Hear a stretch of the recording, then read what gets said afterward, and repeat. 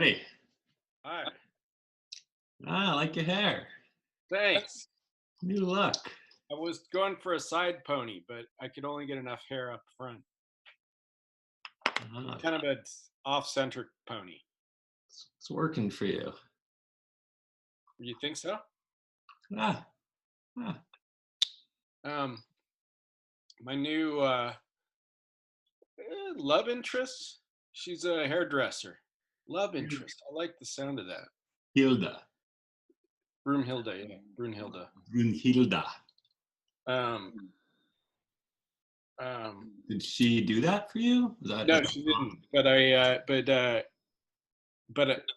I guess I just mentioned it because I think as awesome as this new style is, maybe it'll get better when with her advice and help, and possibly maybe she'll cut it. Wow. My love interest, Kat Gang, does my hair. Yeah.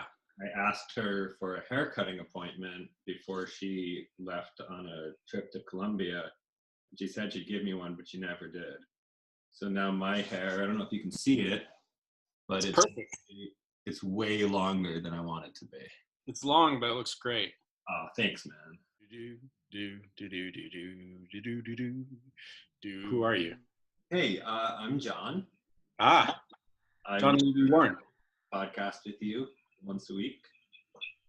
Excellent. Yeah. So what's it about? Is it like funny, or is it informative, or what is it? All of the above. It's about everything and nothing at all. Yeah. Well, good. That sounds like a kind of podcast I could keep on in the background and not really pay much attention to. That's what we're going for. Yeah. We're like the like the elevator music of podcasts. Yeah. Muzak. Yes. We need to come up with a word like Muzak that includes podcast in it, like Podzak. We're pod. I like it. Podzak. We're Podzak. We created a whole genre of podcast, which is pretty revolutionary. Yeah, it really is. When my 5-year-old nephew gets really upset and he's like sent to his room, sometimes he bangs on the piano, and it's really awesome. Just 5-year-old rage on the piano. Oh, he doesn't like invent an anger song that's like moving and like expresses his anger. That'd be pretty cool. It sounds a little bit like that. It's just like noise, but like good loud noises. It's just like burr, burr, burr. Yeah. I've done that. Yeah. It'd be nice. Yeah, that his parents like should encourage him to totally write a song that expresses his anger. When I first heard him do it, I thought he was going to get yelled at because he was sent downstairs for misbehaving, and I was like, oh man, he's continuing to misbehave. But they just like ignored it, and like they were totally cool with it. Maybe it'll develop. Maybe it's a good way to start a kid playing the piano. Yeah. Does he play or she play anything else? Or like, yeah, does she have to take lessons or anything like that? For now, my nephew is a nephew. He. Is a he. Okay. Like, he could change his mind at any moment. You never know. Yeah. And I don't think he's ever taken piano lessons or anything. I know it's only Larry watching this, but even Larry should know that we're very opposed to Trump, both of us. I won't speak for you, but I know you are. And that we don't believe in like hate mongering, and I just feel like we have to take a stand. So I've been thinking about that. Trying to think about how I can do it with artwork and most importantly, this podcast. That's cool. I'm working on posters. I made an image from a screenshot I took of you in your fez, looking very regal, or I should say presidential. Then I have one of myself in a similar pose. So I'll finish those, and maybe we could use that as part of our logo or something. I'm thinking about it, but do I look of Turkey presidential, or? You look like the president of Turkey. What do you look like? That's awesome. That's really awesome to hear. That's pushing me because yeah, I've just been like, I don't want to like overdo it, you know, so that you're not having fun, you know, with the podcast. And I don't want to make things too political ever, really. But I do. Yeah, I need to like start using this podcast as a way to like hold myself accountable for doing certain things. And like I haven't yet, but I think I need to say something right in this podcast that I will have to commit to, like such as like making a excuse me, like making a mission statement for the new party, or at least like, yeah, I think what I'll commit to right now is um, just making a to-do list of things that I need to do, and then that way I can hold myself accountable each week, you know, by giving myself one of those tasks. Well, I think my task will be, you know, working on the visuals this week, like to come up with, you know, the thing that I described, which is the, you know, the like the Shepherd Ferry, you know, Hope Obama version of Yeah. party. Yeah. With our faces. Are you Banksy, by the way? No, Banksy. It's not actually a mystery. He's a DJ. He plays electronic music and at, you know, dance clubs, and he's been doing that a long time. And the street art he did was made when he was traveling, or when he travels to play these, you know, raves or whatever they call them. I'm not Banksy. If I were Banksy and I were making millions of dollars off my art, I wouldn't be living in this tiny apartment. Okay. That's a great denial and really plausible. Thank you. Good job. Very hard on that. All right. I'm sorry I interrupted you. You're doing. Well, that's my to-do list.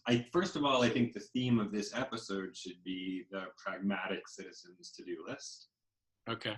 So that's our theme, and awesome. My top two items are finish the portraits of us before the party, and, you know, start drafting up a kind of just an image that's emblematic of our ideals, you know. So it's a two different images basically, but I think the visuals are important, and I think they communicate a lot. So now, what are you going to do by next week? Well, first of all, I think just hearing that makes me think we have a lot of potential to take off in Turkey as a new party, and that's kind of exciting. Like I'd love to get big in Turkey. First we get big over there, and then yeah, market. If it goes well there, we can bring it over stateside. Yeah, exactly. And I really think my to-do list is going to be my big to-do. I think I need two, because I think my to-do list is really like it, because starting a party is, I've mentioned this before, starting a party is going to have to, you know, it's a step-by-step process, and things have to occur in a certain order. And so it's basically writing my to-do list. It's gonna be that's a single to-do item that is gonna take a lot of thought. And so if I can do that one thing by next week, I'll be pretty excited, because it's gonna be like pretty long. It'll be pages and detailed, you know. That's very exciting. Yeah. Yeah. Yeah. Yeah. Yeah. Yeah. See. Yeah.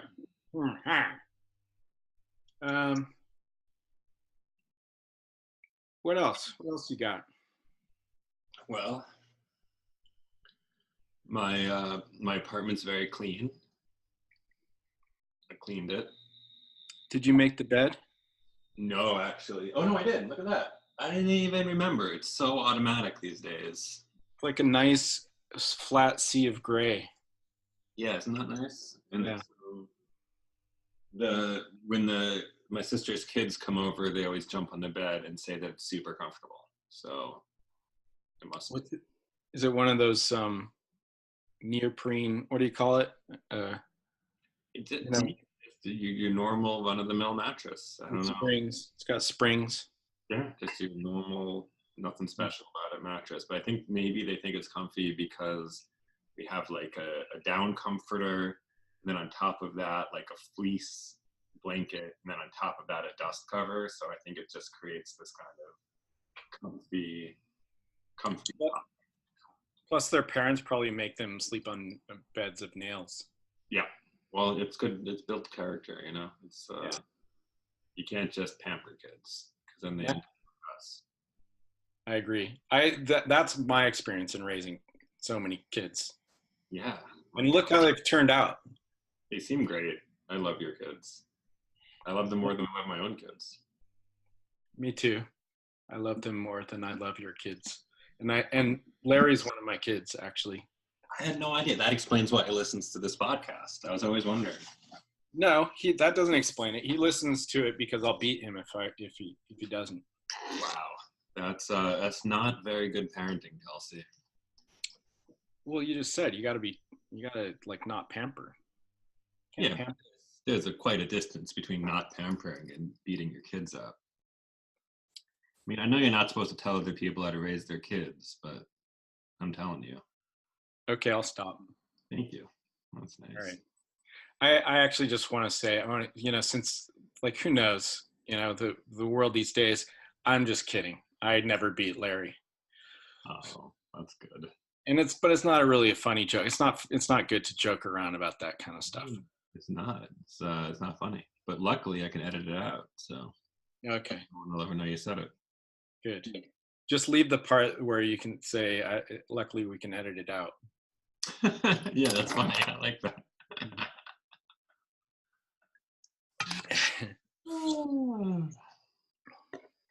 Do you think you're committing any crimes by crossing state boundaries with the electrons that show you putting... Check it out.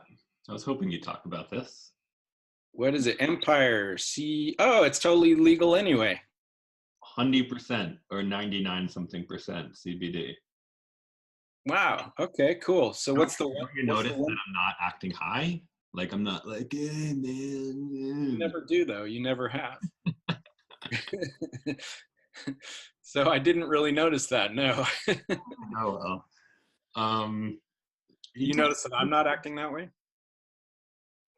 I think I can't remember you stoned, but I think there is a difference. I think what happens like half the time you run away, right? Or no, or that you just say you're going to and you don't, or maybe one did. I don't remember. I do some form of that, like I hide under the covers, or I run away. Yeah. But so what's the 1%? Oh, is it 99? Yeah, 99% pure CBD crystal isolate. The last percent, I have no idea. It could be anything. Yeah. I should go to empirewellness.com to check it out. Yeah. Okay, what's that 1%? It could be, what could it be? It could be caffeine. I don't know. I had a lot of caffeine today. Me too. You gotta cut that shit out. That's crazy. That's a crazy drug. I can't even believe it's legal, caffeine. Yeah, I pushed that for a while. So similar to speed. Yeah, and it lasts in your body longer. Like it's amazing how it'll just keep you up, or like make you wake up after 2 hours sleep and you're wide awake. Yeah, I used it today because I got a migraine last night, and I took an Aleve as soon as I got it, and I went to sleep, and I woke up and I drank like 2 cups of super strong coffee, and I feel fine. I kind of nipped the migraine in the bud. My mom just responded. I don't have to find out how many blow-up beds we have right now. Man, I hate air mattresses. I can't sleep on those things. No, I can. Maybe you haven't had the best kind. I mean, maybe because my bed situation isn't great. There always seem to be an improvement on what I sleep on. I don't know. Your bed on the boat's fantastic. I don't think I agree with you on that. I mean, I don't, I, s- I know that you guys are advocates of that particular brand, but it doesn't really work for me. Tastes are different for everyone, I guess. Yeah, the Swedish have an expression, smaken är som backen, which means Shop at IKEA. I'm sorry?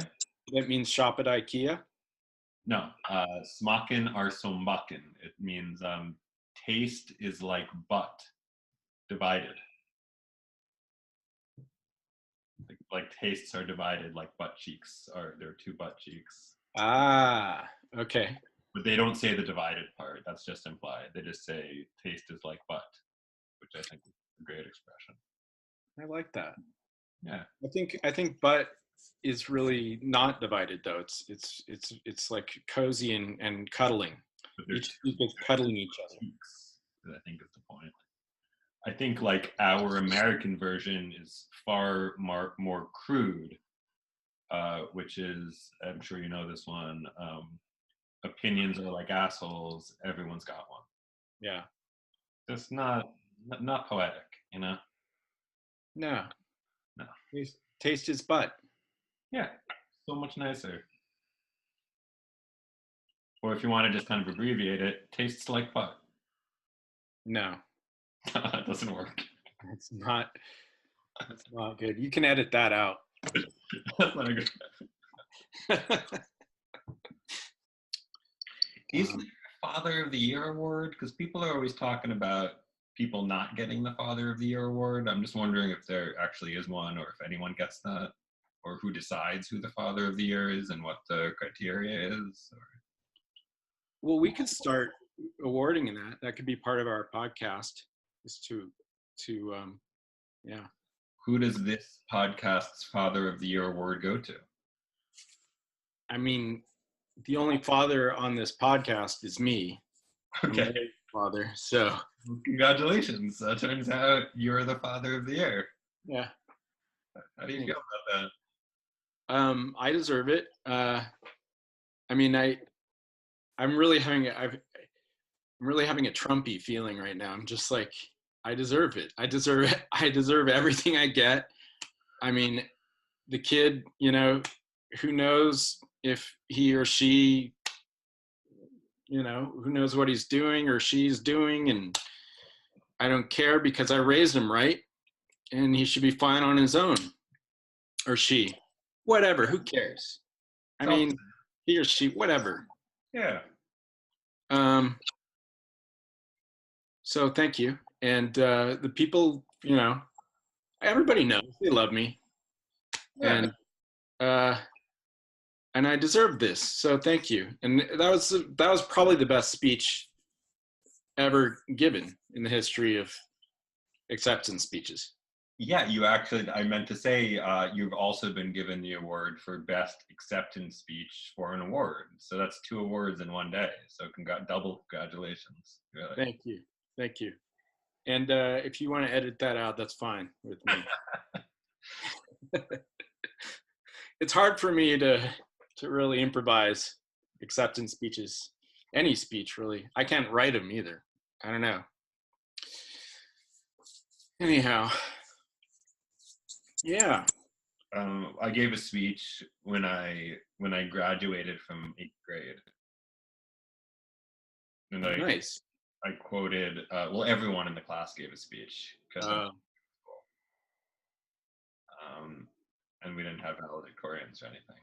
And I quoted Dr. Seuss in my speech. Oh. Yeah. What'd you say? So I said, I don't remember. I was like, ladies and gentlemen, youngsters and oldsters,